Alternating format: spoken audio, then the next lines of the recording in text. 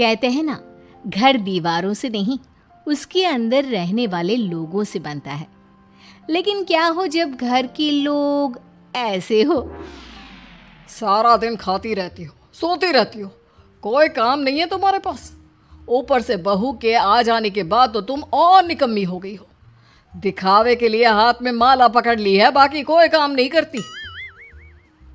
अरे कैसी बात कर रहे हैं? अब तो बहू आ गई है, अब तो मेरी बेइज्जती करना बंद कर दीजिए। जैसे तैसे मेरी तो जिंदगी कट गई गालियाँ खा खा कर। अरे उस बेचारी को तो छोड़ दीजिए। तभी बेटे के जोर जोर से चिल्लाने की आवाज आती है। कहा था ना तुमसे रिजाइन कर दो, क्यों नहीं किया? और ये पर्स लटका कर कहाँ निकली? चलो कमरे में, काम करो घर का। बहू बेटे की लड़ाई सुनकर सास ससुर बाहर आ जाते हैं। सामने खड़ी होती है नई नवेली बहू रीमा। देख लीजिए माँ जी, शादी से पहले तो मेरे माँ पापा के सामने कहा था कि शादी के बाद नौकरी करने देंगे, लेकिन अब क्या कह रहे हैं? तो तुम माँ जी को क्यों बोल रही है बहू? तब उसका मन रहा होगा, अब नहीं है। पर पिताजी, उसके मन से मेरा करियर तो नहीं चल सकता ना। ससुर को बहू की बात पर गुस्सा आ जाता है। वो बेटी की तरफ देखता है। पापा से जबान लड़ाती है, रुक। ये बोलकर वो पत्नी को खींचकर कमरे में ले जाता है और बंद कर देता है। ये सब देखकर सास दुखी हो जाती है। पति के जाने के बाद सास बेटी से कहती है, देख बेटा, अब जमाना कुछ और है। तेरे पिता ने घर में औरतों की कद्र नहीं की, लेकिन तू ऐसा ना बन। शहर की समझदार पढ़ी लिखी लड़की से शादी की है तूने, उसका ख्याल रखा कर, तमीज से पेश आया कर। जा, बहू को कमरे से बाहर ले आ। लेकिन बेटा नहीं मानता और बहू कमरे में सारा दिन बंद रहती है। शाम को बेटा बाहर जाता है कि सास चाय और बिस्कुट लेकर बहू के कमरे में जाती है। बहू बेटा, ये ले, चाय पी ले। रो रो कर कैसी शक्ल बना ली है बेटा। माँ जी, ये कैसे लोग हैं? आप कैसे मैनेज कर रही हैं? ऐसे थोड़ी ना होता है माँ जी। घर की औरतों को तो पिताजी और ये इंसान समझते ही नहीं। क्या करूं बेटा, मैंने तो जैसे तैसे सह लिया, लेकिन तू ना सहना। दोनों बात कर ही रहे थे कि ससुर आ जाते हैं। अच्छा, तो अब बहू को भड़का रही हो? बहुत दिन हो गए मार खाए, अब क्या बहू के सामने खाओगे? जाओ यहाँ से, और जरूरत नहीं है ज्यादा इस लड़की को सर पर चढ़ाने की, समझी? बहू को ससुर की बात पर गुस्सा आ जाता है, लेकिन वो कुछ नहीं कहती। आए दिन बहू देखती है कि कैसे उसकी सास और उसके साथ उसका ससुर और पति गंदा व्यवहार करते हैं। फिर एक दिन, ये क्या बनाया है? खाना बनाना नहीं आता क्या? ये बोलकर वो खाने की भरी सारी थाली फेंक देता है। अरे बेटा, कोई बात नहीं, शांत हो जा, मैं अभी बाहर से कुछ मंगवा देता हूँ। हाँ पापा, ऑर्डर करिए। ऐसे खाने से तो पेट भरने से रहा। वैसे खाना तुमको बनाना आता नहीं और बाहर जाकर नौकरी करना चाहती हो। अरे तुम जैसे को तो पूछते भी नहीं है बाहर। बहू को पति की बात पर गुस्सा आता है, तभी सास बोल पड़ती है। तेरे से ज़्यादा पढ़ी लिखी है, वो तो तूने इसे कहा था कि तू नौकरी करने देगा तो तुझसे शादी कर ली, वरना ना ही करवाते इसके माँ बाप तुझसे शादी इसकी। और कमाती भी ये तेरे जितना ही है बेटा। बहू हैरान रह जाती है कि जो सास खुद के लिए एक बार भी खड़ी नहीं हुई, वो उसके लिए बेटे को भी भला बुरा सुना रही है। उसकी नज़र में सास की इज्जत और बढ़ जाती है। वो सास को देखकर ये सब सोच ही रही थी कि उसके कान में एक जोर से चांटे की आवाज़ आती है।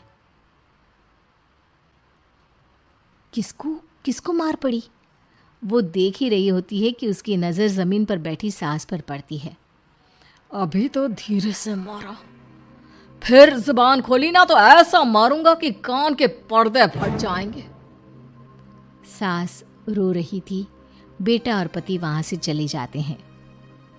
पिताजी, अच्छा किया माँ को जोर का चांटा लगाकर। आगे से जबान खोलने से पहले 4 बार सोचेंगी। बड़ी आई। दोनों हंसते हुए वहाँ से निकल जाते हैं। बहू सास को उठाती है और पानी देती है। मैंने ये दिन रोज देखे हैं बहू, लेकिन तू नहीं सहना। तू अपना जीवन अपने अनुसार जीना।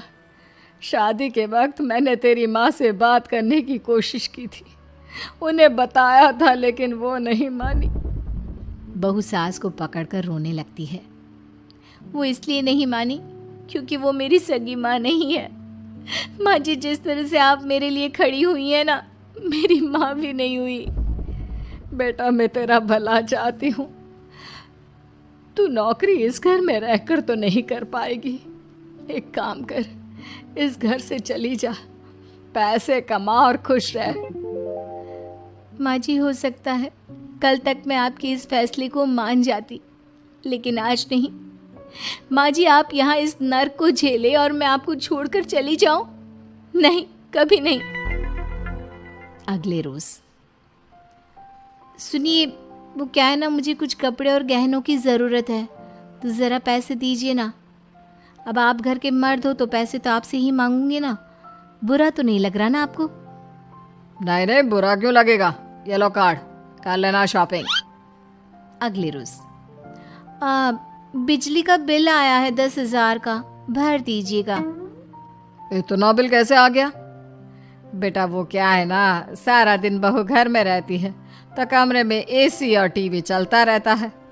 अब कम से कम बाहर जाए तो 4 पैसे कमा कर लाए। लेकिन हम लोगों को थोड़ी ना औरत की कमाई खानी है, वो तो मर्द ही करता है ना। पति पर्स देखता है और फिर हाँ माँ, ठीक बोल रही हो। खैर चलता हूँ, ऑफिस का वक्त हो गया है। पति ऑफिस से पिता को फोन करता है। पापा, घर के खर्चे तो बढ़ते ही जा रहे हैं, ऊपर से महंगाई आप देख रहे हैं। मैं सोच रहा हूँ क्यों ना मीना को नौकरी के लिए हाँ कर दूँ, 4 पैसे ही लाएगी ना घर में। वो तो तू ठीक बोल रहा है, लेकिन ये औरत की जात, कल को 4 पैसे कमाने लगे तो यह नहीं कि सर पर चढ़कर नाचे। हाँ पिताजी, बात तो सही है।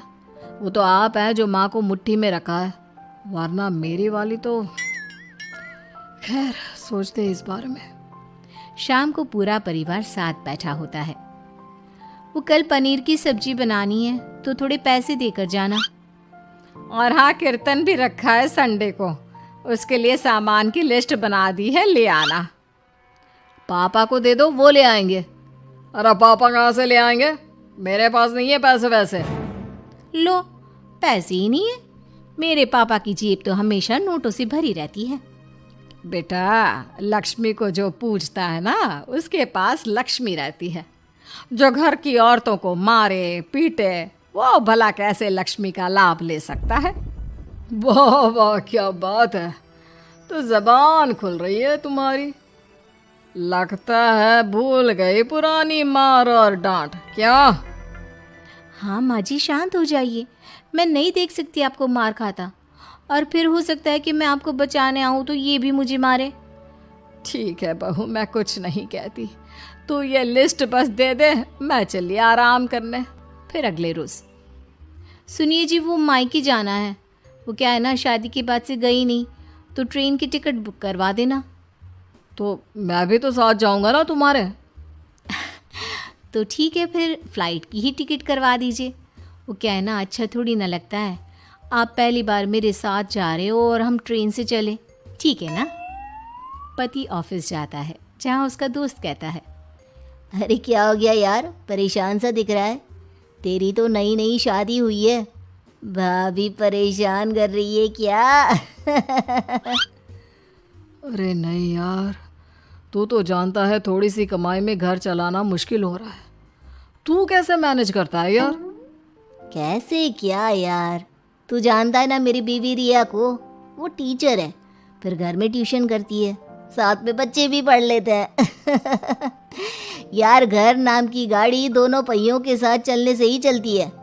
वो भी कमाती है और मैं भी, और चल रहा है घर बस। पति को दोस्त की बात समझ में आती है, लेकिन पिता का ज्ञान कैसे भूल सकता था? भाई, कल को सर पर चढ़कर नाचने लगी तो। शाम को घर आता है, जहाँ उसकी बुआ और उसका बेटा बैठे होते हैं। अरे आ गया लल्ला, कैसा थका थका सा लग रहा है, सब ठीक है ना? नमस्ते बुआ, कैसे आना हुआ? कैसा है रमेश? भाई को तो भाई की याद ही नहीं आती। अरे नहीं नहीं भैया, याद नहीं आती तो यहाँ कैसे आता? ये लीजिए मेरी शादी का कार्ड, जरूर आना। पति कार्ड खोलता है। डॉक्टर रश्मि, अरे वाह, तेरी होने वाली बीवी डॉक्टर है।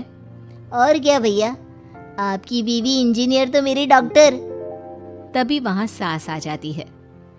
अरे जब घर में ही बिठाना है बेचारी को तो काहे का इंजीनियर है, तो काम वाली ही घर का काम करती है और आराम। इतनी पढ़ी लिखी लड़की को घर पर क्यों बिठा रखा है? अरे बहू कहीं झोला छाप डिग्री तो नहीं लेकर आई है? पत्नी की बुराई सुनकर पति को गुस्सा आता है। नहीं बुआ, यूनिवर्सिटी टॉपर है मेरी मीना, और हाँ बड़ी कंपनी में काम भी करती है। बस शादी के बाद कुछ महीनों की छुट्टी ली थी, अगले हफ्ते से ऑफिस शुरू हो जाएगा। क्यों मीना? तभी ससुर आ जाते हैं। हाँ लेकिन फिर घर का काम कैसे होगा, और पैसे कमाने लगेगी तो सर पर। पिता की बात पूरी नहीं हुई कि बेटा, सर पर चढ़ने का हक है उसका पापा। पत्नी है वो मेरी, यानी मेरे घर की रानी, और रानियां तो सर का ताज होती है। क्यों मीना? मीना पति की बात सुनकर शर्मा जाती है। वाह बेटा, तू सही समय में समझ गया कि औरतों की इज्जत करने वाले घर में शांति और लक्ष्मी का वास होता है।